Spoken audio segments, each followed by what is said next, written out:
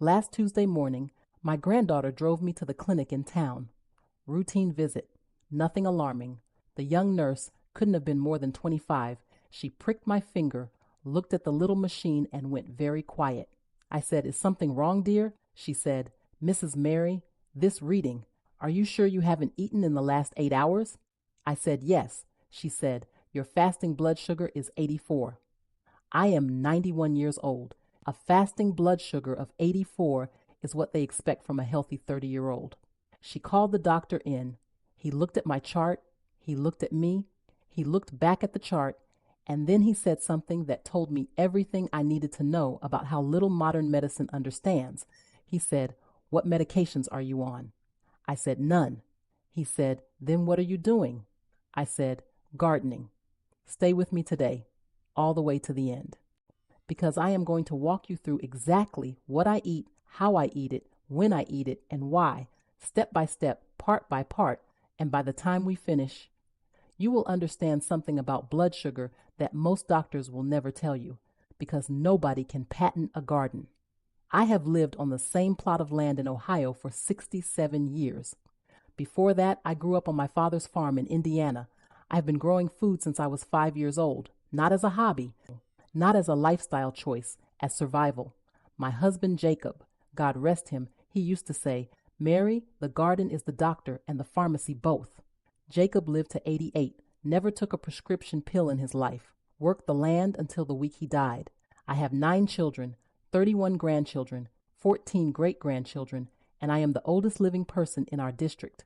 People ask me my secret. I always say the same thing. I never stopped eating what my grandmother grew, and I never started eating what the factories make. But today, I want to go deeper than that, because the 3 foods I'm going to tell you about, 3 specific foods I eat from my garden every single week, are doing something to my blood sugar that science is only now beginning to explain.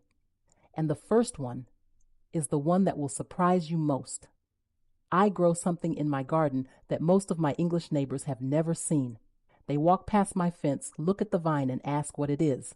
I tell them bitter melon. They wrinkle their noses. Bitter? Yes, bitter. And that bitterness is the medicine.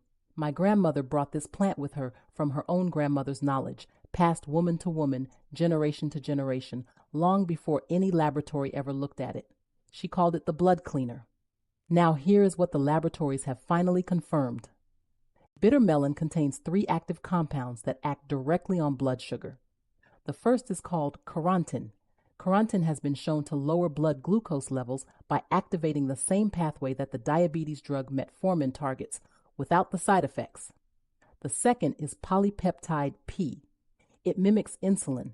It actually mimics the action of insulin in the body, helping cells absorb glucose from the blood without requiring the pancreas to overwork. The third is vicine. Vicine reduces the spike in blood sugar that happens after eating. 3 compounds, 1 bitter vine, growing along my east fence since before my youngest son was born.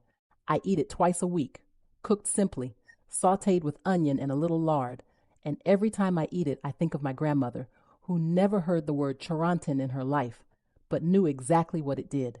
Now, the second food is something every single one of you has in your kitchen right now, but you are almost certainly eating it wrong.